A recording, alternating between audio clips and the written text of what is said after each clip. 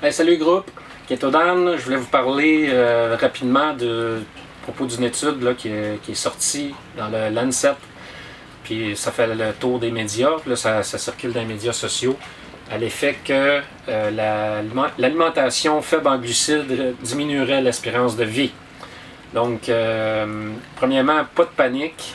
Il y a plusieurs lacunes et même des conflits d'intérêts dans cette étude.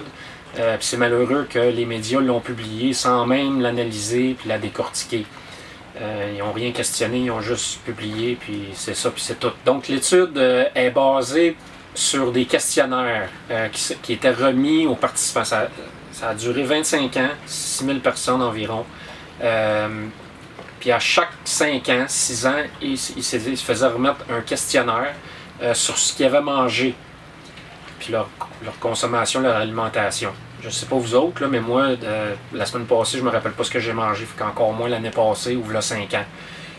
Donc c'était estimer la quantité de glucides qui était consommée ou la qualité des glucides, la qualité des gras. C'est toutes des choses qui étaient estimées. Les gens, les participants, ils ont été divisés en 3 groupes. Donc les low carb, les moyens, modérés, puis les high carb. Malheureusement, les groupes n'ont pas été divisés égaux. Le low carb, faible en glucides, c'est 40% et moins. Ensuite, les modérés, c'est 40% à 70%. Puis les high carb, glucides élevés, 70% à 100%. Donc, comme vous voyez, il y avait beaucoup plus de monde dans le low carb, ce qui peut changer la donne. Ensuite, ces questionnaires-là, bizarrement, il y a 2 questionnaires qui ont été utilisés pour faire toute l'étude. Ils n'ont pas utilisé tous les questionnaires, ils en ont utilisé 2. Puis, à mi-chemin, un autre fait intéressant, à mi-chemin, dans l'étude, ils ont exclu tous les gens qui ont développé des maladies comme le diabète, les maladies du cœur ou qui ont fait crise cardiaque. Ils ont exclu de l'étude. On s'entend que ça ne doit pas être le monde qui participait dans la catégorie des low carb. Comme je vous disais, la catégorie low carb, c'est 40%, c'est moins de 40%. Puis comme vous le savez, l'alimentation cétogène, c'est 5% et moins. Donc on est loin d'être dans cette catégorie-là. À 40%, on ne peut pas considérer qu'on est low carb. C'est beaucoup de carb. Dans le questionnaire, il y avait un moment que les participants se faisaient demander leur apport calorique.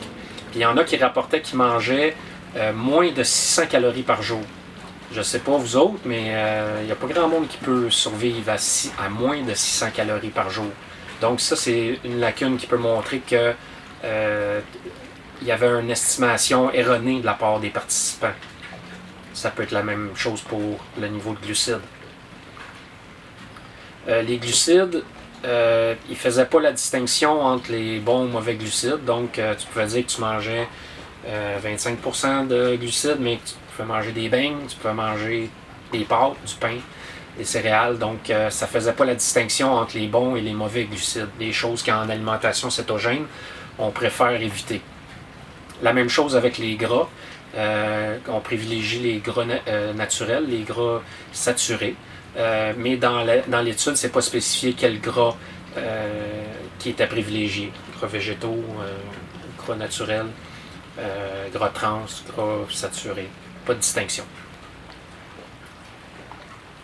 Du côté de l'étude elle-même, elle a été financée en partie par 2 compagnies pharmaceutiques.